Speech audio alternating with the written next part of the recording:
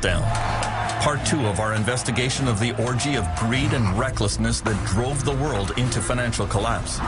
Only now are the hard questions being asked. Only now are the key players being held to account.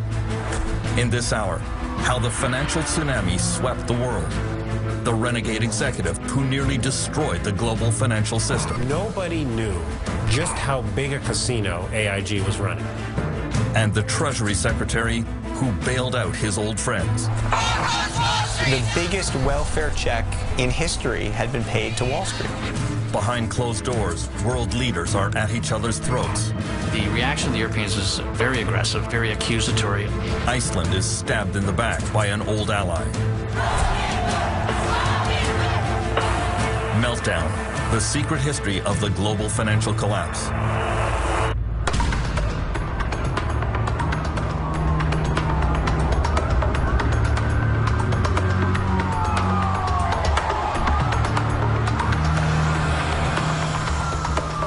Sometime during the night of September 17, 2008, the world financial system went into cardiac arrest. The failure of Lehman Brothers, the largest bankruptcy in U.S. history, had sent financial markets into a tailspin.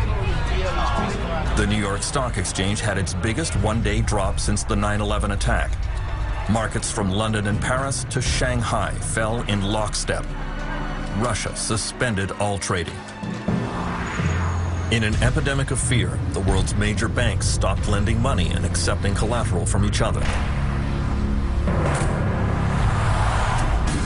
The next morning, at precisely 10:15 a.m., President George W. Bush stepped out of the Oval Office to try and reassure the public.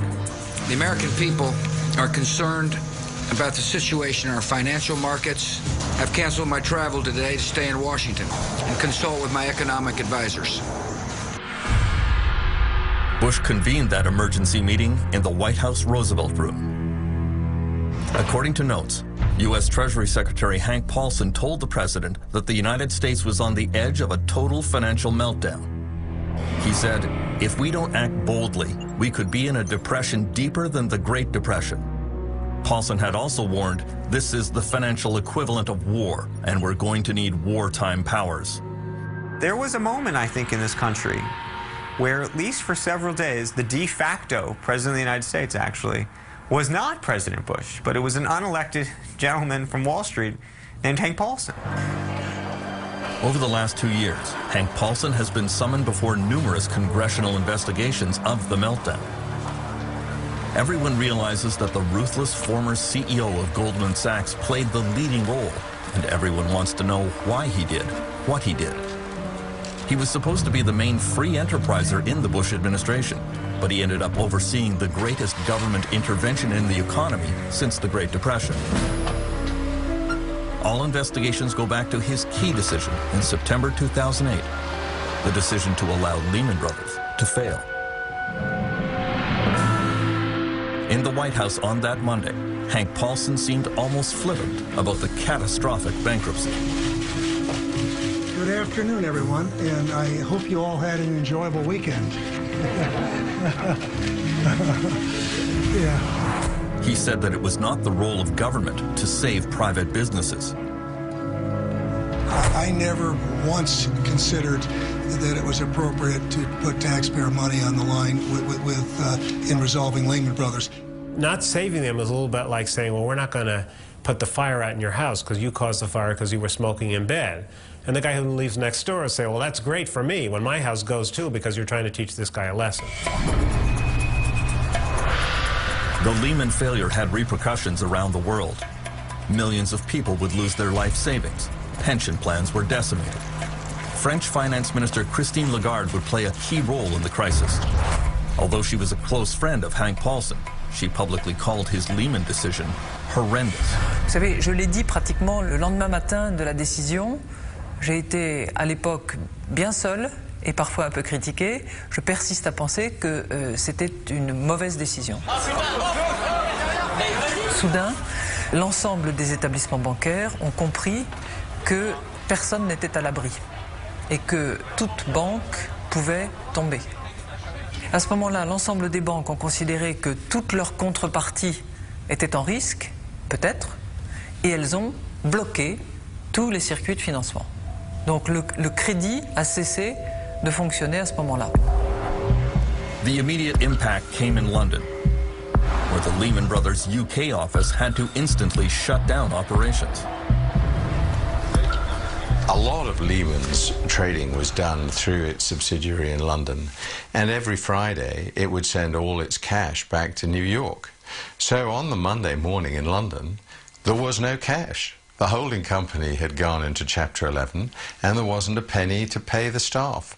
And that was about the worst way you could possibly close a bank. And so you had these pictures of staff just leaving with boxes full of files. The uncertainty on day one was huge and very damaging. Excuse me, sir, how are you feeling? How do you think? So all of these investors, not just in Europe and Asia, but in the United States and everywhere, all of a sudden have no access to this cash, no access to any of these assets, and have to start selling down their own assets at fire sale prices. And they're getting margin calls, and it's producing this sort of vicious circle. And that was something that I don't think anybody, both among the regulators and even the Wall Street CEOs, appreciated was going to be the reaction. In international financial markets, there was rising panic. It began to look as if many other banks could follow Lehman into the abyss. There was great uncertainty, too, about where this was going to end.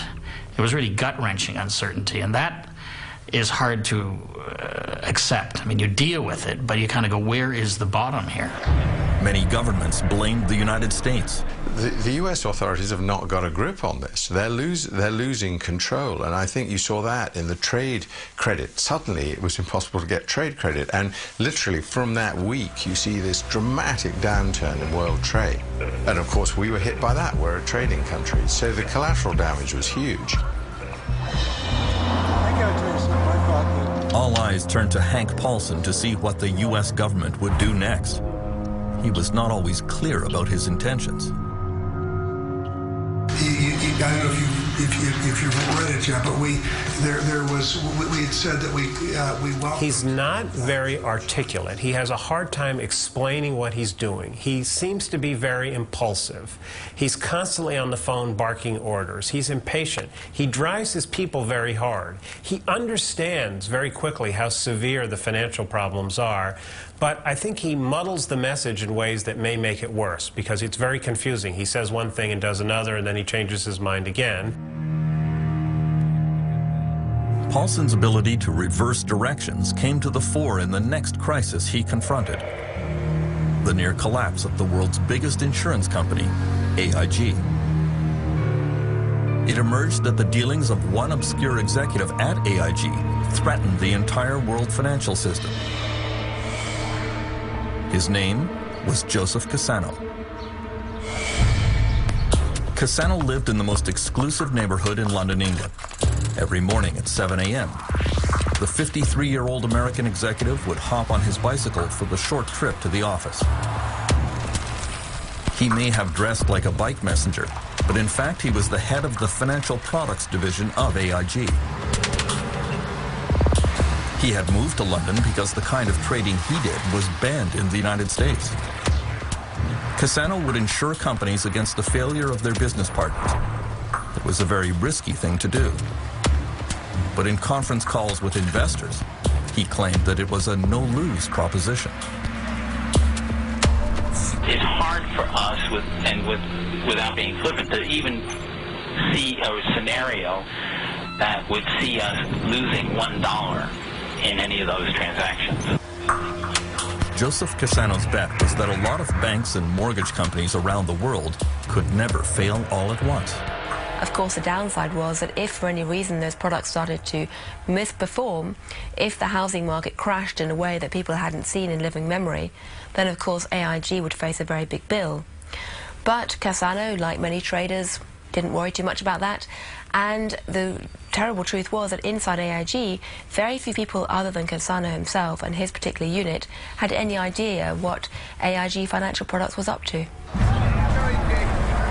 In September 2008, when many banks around the world began collapsing, Cassano's risky insurance scheme pushed AIG to the edge of bankruptcy.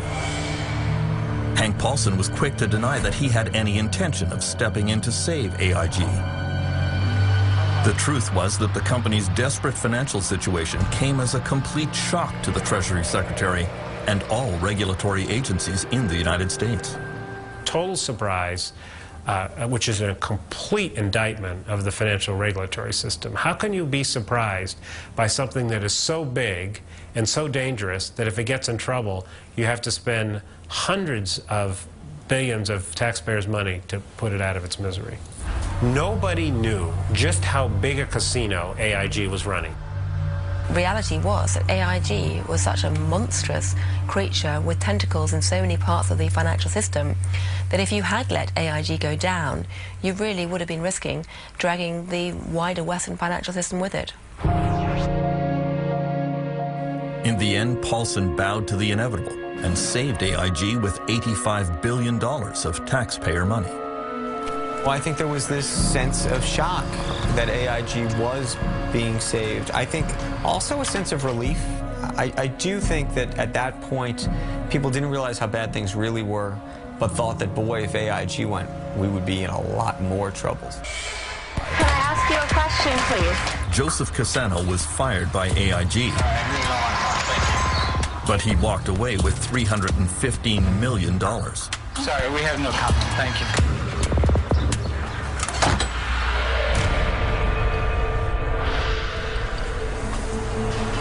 On Thursday, September 18th, U.S. Federal Reserve Chairman Ben Bernanke and Hank Paulson went to ask congressional leaders for more powers and several $100 billion to staunch the bleeding. The meeting took place in the office of the most powerful woman on Capitol Hill, House Speaker Nancy Pelosi. Good evening. I'm very pleased to welcome the Democratic and Republican leadership of the House and Senate, as well as the... Bernanke speaks first. And, you know, Fed chairmen are usually kind of careful about predicting doom and gloom because if they say they're going to be showers, everybody assumes it's going to be a hurricane. And he comes in and says, it's going to be a hurricane. He says that if you don't put some money up, taxpayer money to bail out the financial system, we'll have another Great Depression. And most of the members of Congress there are just completely stunned. Harry Reid, the majority leader, the senator from Nevada, says to him, well, how long do we have? And Bernanke says a couple of days. And Harry Reid says, the Senate of the United States does not flush a toilet in a couple of days. They really thought they were staring at the economic abyss. That's what was in front of them. And, you know, we focus so much on Lehman Brothers and AIG, but it was those next dominoes. It was Morgan Stanley going. It was Goldman Sachs going next. And after that, we were talking about General Electric, an American icon. Hank Paulson's telephone logs show that he was receiving calls from the head of almost every major corporation in America. Many of them, like Jeffrey Immelt of General Electric, worried that bankruptcy was just around the corner. Paulson realized that he had to pump government money into the financial system to allow banks to resume lending to consumers and to each other. He came up with a plan called TARP, the Troubled Asset Relief Program. The government would strengthen U.S. banks using taxpayer money to buy their questionable assets. We got to get this up to the hill quickly. We got to keep it simple, very simple. The proposal was not well received. Hank Paulson, who wasn't very good at dealing with Congress at the best of times, turned up with a very thin proposal of a similar kind to recapitalize the banks, but it wasn't well prepared. It was only 10 pages long, whereas most bills in Congress are 700 or 800 pages long. There was no account about how the money would be spent, and Congress turned down the plan. They didn't like it. You see, what has been holding up the deal... Ohio Congresswoman Marcy Kaptur voted against the bailout. I saw it as a means for Wall Street to take a very gun-shy Congress a few weeks before election and strike the fear of God into them and get anything you wanted out of them and essentially transfer all of the losses that they knew were happening to the public sector. No, Mr. Paulson, we're not going to do what you're asking us to do. The vote did not turn out as Hank Paulson expected. On this vote, the yeas are 205, the nays are 228. The motion is not adopted. the bailout package was defeated today. Stocks fell off a cliff, the largest single-point drop in history. In the end, well, they were horrified. They thought that they had made the case that we were on the cusp of another Great Depression, and they couldn't believe that Congress wouldn't approve the money. They were stunned. And it made the crisis worse because it made everybody wonder whether our political system had its act together. Hank Paulson said he never felt worse than when his proposal was voted down, and he began to show it. One of the sort of physical reactions he has is he does these sort of dry heaves. It's sort of almost a nervous, emotional, tired, it's his form of sickness, if you will. There's a moment when he goes to the Hill. He's trying to convince these congressional members to pass TARP, and that evening, you know, they bring him a trash can, and they say, should we get the congressional doctor to come? And he says, no, this happens to me a lot. Paulson's international colleagues could see that he was under enormous pressure. Il a été sous des moments de stress exceptionnels, sans aucun doute. J'ai le souvenir précis d'une conversation téléphonique que je souhaitais avoir avec lui sur AIG et où il m'a dit je prends ton appel mais j'ai 15 secondes. Et je veux bien le croire. On était dans des périodes de temps extraordinairement courts pour des enjeux énormes. Ben Bernanke and Hank Paulson warned congressional leaders that if they did not get sweeping new powers and $700 billion, there was a serious chance of another Great Depression. In the end, they got the powers and the money, but the signs of depression started appearing anyway.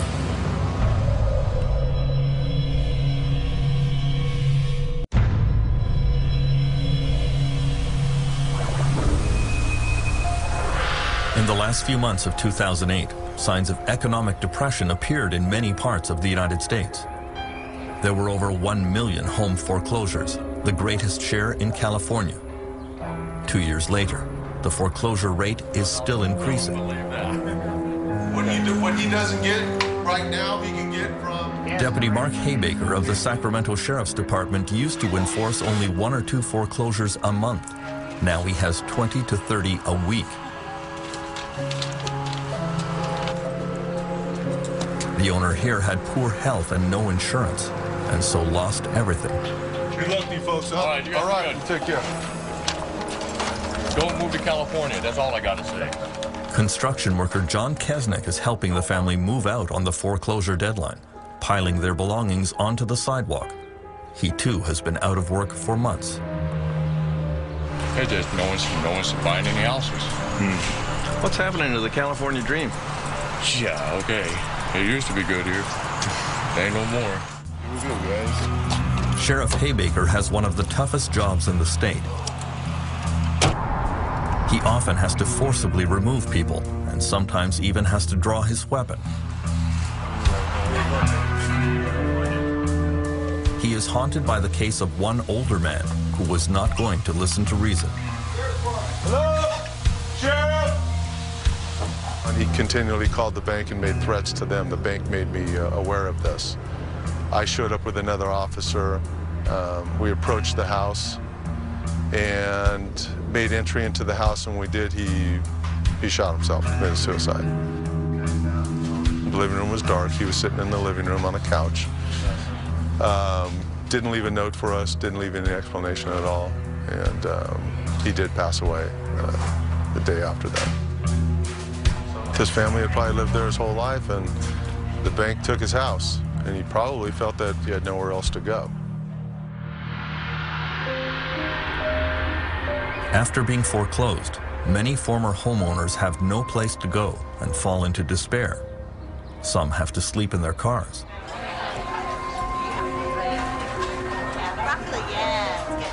Single mothers Nicole O'Connor and Audrey Shrivner have just found places in the St. John's Women's Shelter in Sacramento.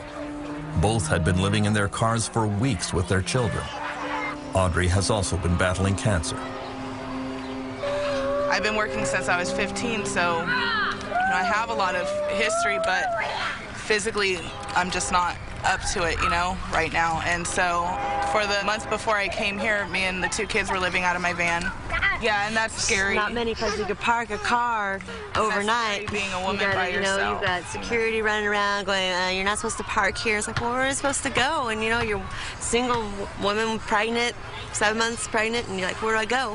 Where do I go? I'm not used to living on the street because I didn't know where to turn. You just cry. You're in a small van, and you just want to cry all night, and you just don't know where to turn. Under government pressure, California banks and mortgage companies hold events like this one in San Diego. Homeowners facing foreclosure are offered one last chance. They line up to talk one more time with bank officials, but there is little room for negotiation. It is exasperating for homeowners like Jack, who did not wish to provide his last name. They don't do any favors for anybody. It's all about money. They don't care about people. They could send them all and make them homeless, put them in the street. They don't care if they're elderly, disabled, people who lost their jobs or had a health condition or mental health condition. They could care less. They could care less. It's only in America. Rob or feed the rich. That's how it is in America. The actions of banks during the financial crisis raised the ire of many U.S. politicians. They don't return your phone call, or they put you through so many hoops that you get so confused that you just give up. And that's the whole idea. Wear you out. Make it confusing, make it very intimidating, and you'll walk away. And then someone else ends up owning that property, not you. So you've lost everything that you've invested in. The gentlelady from Ohio rise. Marcy Kaptur went to the U.S. House of Representatives and told Americans to fight back against foreclosures, even by resisting the sheriffs. What I'm telling people right now is stay in your homes. If the American people, anybody out there is being foreclosed, don't leave. You be squatters in your own homes. Don't you leave. In Ohio and Michigan and Indiana and Illinois and all these other places where our people are being treated like chattel. I would venture to say well over 75% of the people that get these notices from lending institutions have no clue about how to defend their own interests legally. It's a tragedy. On Monday, October 13th, 2008, as the U.S. economy was spiraling downwards, America's top bank CEOs were summoned to an emergency meeting at the U.S. Treasury building in Washington.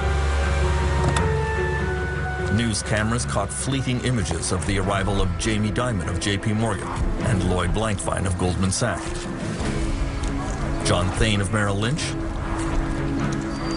and John Mack of Morgan Stanley. It was a holiday weekend, and the purpose of the meeting was kept secret from the participants. David, it's Hank. U.S. Treasury Secretary Hank Paulson had decided the time had come for radical action. He intended to launch a virtual government takeover of the U.S. banking system by making direct government investments in all major banks. He knew that many bankers would be reluctant to accept. Paulson has a problem, which is basically the government of the United States can't force the banks to take this taxpayer capital. He wants them to take it because he wants to put capital into the weakest banks, and he wants the financial system to have more capital, because if it doesn't have more capital, it's going to shrink, and that's going to hurt us all. So he has to use his forcefulness to make them feel like none of them have a choice. And he does. The bankers knew that if they accepted the money, they would also have to accept a lot more government interference in the way they ran their businesses, right down to the size of their bonuses, something they desperately wished to avoid. In the end, each of the 9 CEOs present signed a hastily drafted single sheet of paper. $10 billion of government investment for Merrill Lynch, $10 billion for Goldman Sachs, $25 billion for J.P. Morgan, $250 billion in all. To Hank Paulson's own surprise, they capitulated much more quickly and easily than he ever imagined. Literally by 4 or 5 in the afternoon, it was done. Nice sit there, buddy. Try not to steal any more money. The biggest welfare check in history had been paid to Wall Street.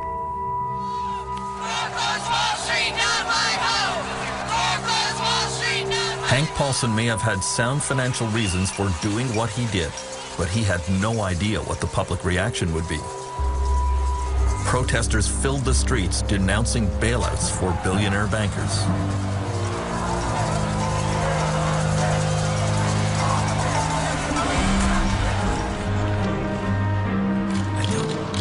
Paulson is still under fire for his handling of the financial crisis. At congressional investigations, he is pressed about what exactly U.S. taxpayers got for their billions of dollars. Ohio's Marcy Kaptur is determined to hold him to account. Well, you know, I wish you'd gotten a better deal for the taxpayers. You certainly got a good deal for a lot of your former clients. I think if you look at what the taxpayer is going to make on a number of these companies, it will have been good. But the biggest advantage to the taxpayer is what didn't happen. And that we did not have a collapse. We did not have double the number of foreclosures in Ohio. And oh, they're happening, Mr. Paulson. You ought to come and visit us in Ohio and see the results of your handiwork. Well, I know how terrible it is. I'm just telling you it would have been worse. That's your best argument. That's not good enough. You probably don't agree there was a crisis. I agree it was a crisis of your making for very... The gentlewoman's time has expired. The economic collapse of 2008 quickly spread to Europe, and so did the rage against bankers and politicians.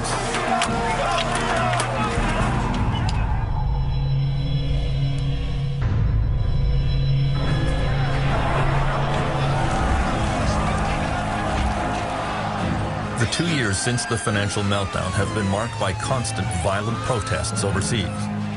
Police have fought pitched battles with demonstrators in London, in Italy, and in Lithuania. Protests in Greece began with farmers and quickly spread to civil service workers and students, all of whom are facing severe funding cuts because of the meltdown. From the very start, European governments stumbled in response to the turmoil. Conflicts first appeared at this meeting in Paris on October 4th, 2008. Banks in Britain and France had already started to collapse, but Europe's leaders couldn't agree on what to do about it. France's Christine Lagarde had proposed a European rescue fund for troubled banks, but Germany's Angela Merkel wanted nothing to do with bailouts of any other country's financial problems. In a closed session at the summit, Merkel sternly told President Nicolas Sarkozy, every country must clean up its own shit. Ironically, that very day, a German mortgage lender suddenly needed a massive government bailout, and it was Merkel who had to write the check. A French newspaper quoted Sarkozy's gloating. Merkel told me each to his own shit, and then she ends up in it. Maybe the meeting failed, but it was not my failure, it was Merkel's. She fell into her own trap. The whole affair was not a great advertisement for European unity. Et c'est pas un drame. C'est pas d'aujourd'hui que l'on ignore qu'il y a une culture anglo-saxonne, que l'Allemagne a sa propre organisation hollandaise et que les pays méditerranéens peuvent avoir d'autres idées. Tout le monde le sait. Mais vous savez, l'Europe, c'est 27 pays souverains. Ce ne sont pas des provinces. Ce sont des pays avec leur souveraineté, leurs drapeaux, leurs hymnes nationaux, leurs histoires respectives qui ont souvent été en guerre les uns avec les autres. Et cette Union européenne qui est un véritable miracle depuis sa constitution, elle fonctionne de manière cohérente, consensuelle, cohésive. Mais elle ne fonctionne pas comme un seul homme sous une fédération comme pourraient fonctionner les États-Unis ou le Canada par exemple. We now know that the only thing that really unified the European powers was anger at the United States. A tug of war played out behind closed doors when world finance ministers descended on Washington to confront the Americans in the first week of October 2008. That critical meeting was chaired by Hank Paulson. Hank started the meeting by saying, you know, we're in a bad situation here. We have banks failing in the United States, banks failing in the United Kingdom. Some of the regional banks in Germany had failed. It was unclear that the markets would even open on the Monday, and we better deal with this. And that's a sobering conversation. French Finance Minister Christine Lagarde admits anti-American feelings were running high.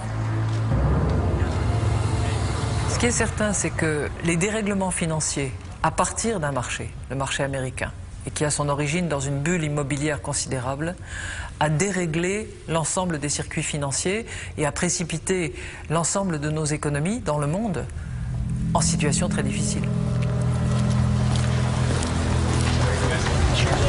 The reaction of the Europeans is, for the most part, is very aggressive, very accusatory of the United States.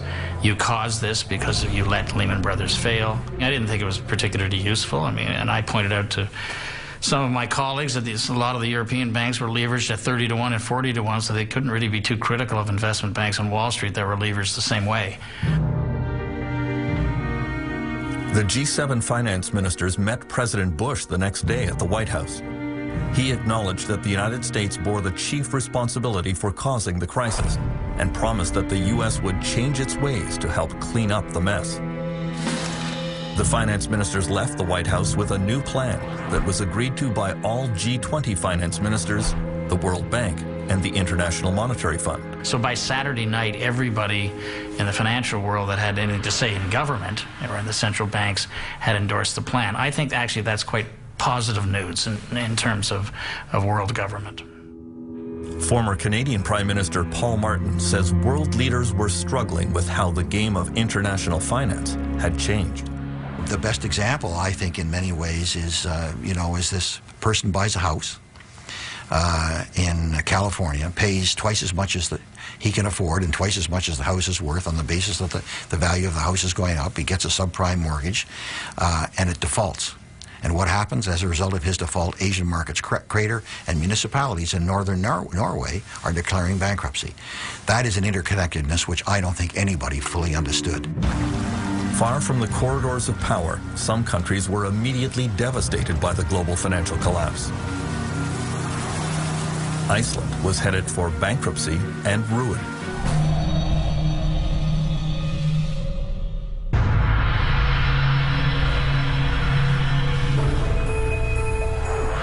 During the meltdown, the worst international dispute over money came between Britain and Iceland.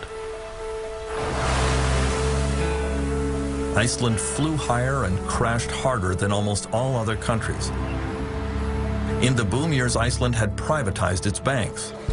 The new owners embarked on a binge of questionable financial practices. Many Icelanders thought they had developed a world-beating new banking model. But the global financial collapse would prove them wrong. Egil Helgason is Iceland's most popular political broadcaster. Suddenly, a small country with no history of banking, no history of stock markets, thought that they knew best. Even it's on record from the Icelandic Chamber of Commerce saying, of course, the Scandinavian countries cannot teach Iceland anything because we are cleverer than them. In the years leading up to the crisis, Icelandic banks opened operations in London and launched major ad campaigns to convince British citizens to deposit their money in high-interest Icelandic accounts.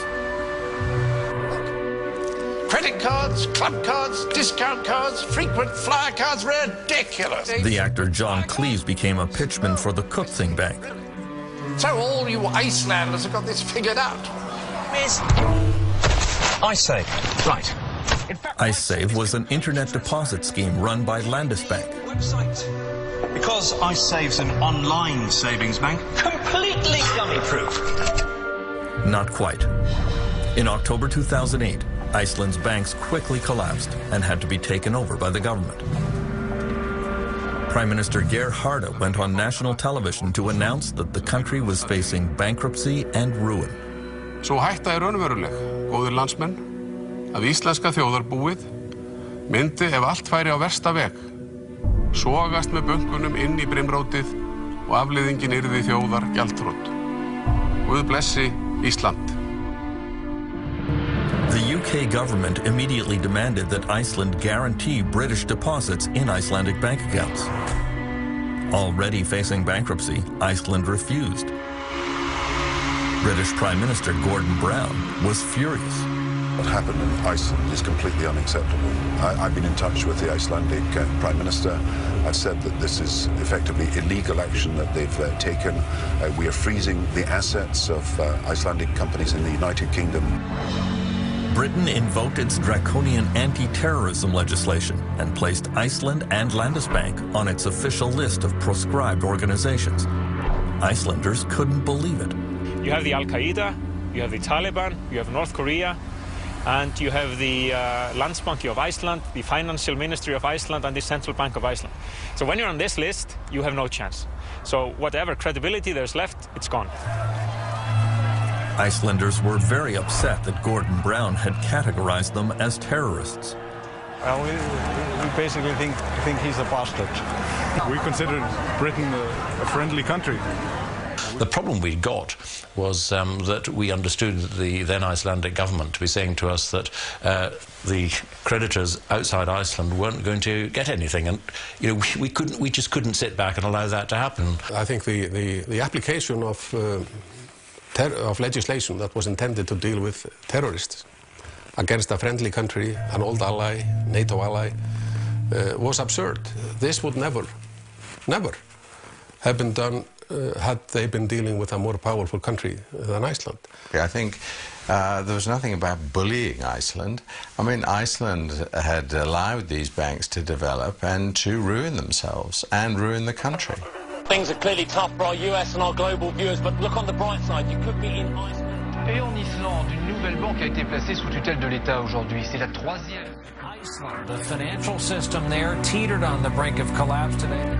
The scale of the crisis, the government's taken out these full-page ads reminding people to remember their loved ones, to think of their children. This is also sort of the end of an illusion that has sort of collapsed, because for a while everybody thought that they would be living in a famously rich society where everybody was moving around money, and we have to sort of reinvent ourselves as a nation.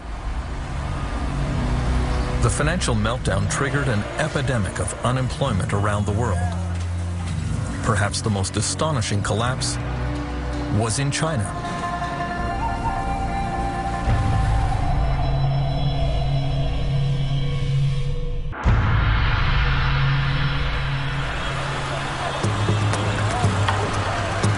The interconnectedness of the world economy became starkly apparent in late 2008 in China. Shaoxing is China's textile capital and was among the first places to be hit by the full impact of the global financial crisis. The story begins with Tao Shulong, the millionaire owner of this textile plant in Shaoxing. Tao's factory employed 4,000 workers in an industrial compound that covered the size of several football fields.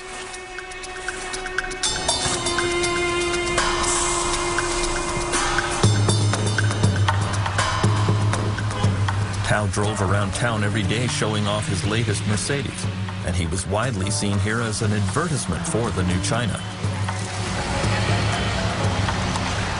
Unfortunately, in the fall of 2008, international orders for clothing from Tao's factories dried up all at once. Foreign customers told him they couldn't even pay for the shipments he had already exported. Tao quickly became desperate.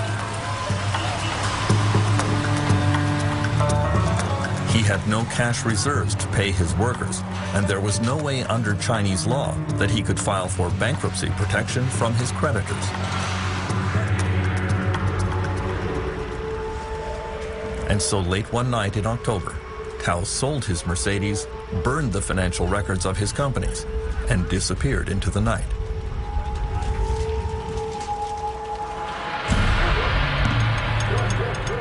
Tao wasn't the only one. Dozens of Chinese factory owners did exactly the same thing. There was a wave of bankruptcies in the Chinese industrial sector in late 2008, and millions of Chinese workers were suddenly thrown onto the street. Many textile and toy factory workers were owed months of wages. 那我们就一家人 We just want to be paid what we deserve, and we are not asking for anything that we do not deserve. The thing to remember about Chinese industry and Chinese companies is that they're highly reactive and responsive. You think these are companies that can turn around a toy design and make it an export before Christmas, sometimes in a matter of weeks. And they're exactly the same. When orders start falling off, they close very quickly. And there is sort of instant reaction to lack of profitability, which is fire all the workers. It's a very brutal form of capitalism. Someone got on the roof to jump, this woman says, but the police just said, go ahead. Other workers reveal they haven't eaten for 2 days. Han Dongfang is a labor activist in Hong Kong who hosts a hotline radio show devoted to workers' rights. He says China's labor unions were of no help to the laid-off workers because those unions operate as virtual branches of the government. They never thought how to represent the workers, how to help the workers. So therefore, everything they react in a way that the workers don't really need. By Christmas 2008, there were an estimated 15 million unemployed workers in China. Thousands of factories had closed suddenly. Demonstrations broke out in several cities. Some police cars were overturned. Millions of angry workers demonstrating in the streets is about the worst nightmare for China's communist government. The interesting thing is that the Communist Party was extremely worried that that might happen, and it's always worried because its legitimacy, the legitimacy of the Communist Party of China, depends absolutely on delivering economic growth. And if you talk to Communist Party officials, they will admit that. They'll say, look, if we don't deliver economic growth, there's nothing else, because we're clearly not really communist anymore ideologically. We have an essentially capitalist economy, and if we don't make it work, then we are the ones to blame, and therefore we have to keep delivering economic growth. So they're very sensitive about any form of unrest.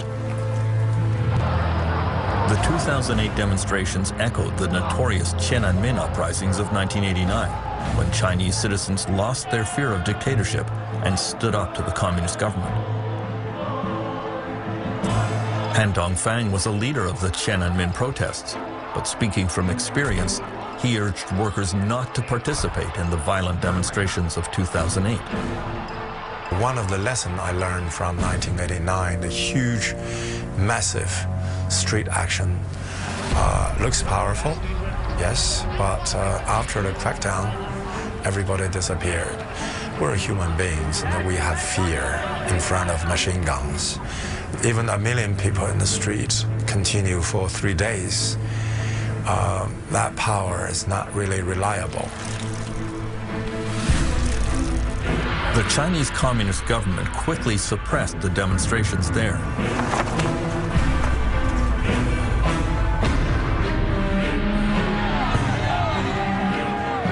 But by the end of 2008, workers around the world joined the global protest against the economic devastation brought on by the financial meltdown.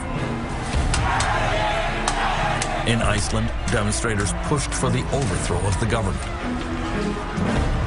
In France, some bosses were kidnapped and held hostage by angry employees. The victims of the crisis were fighting back.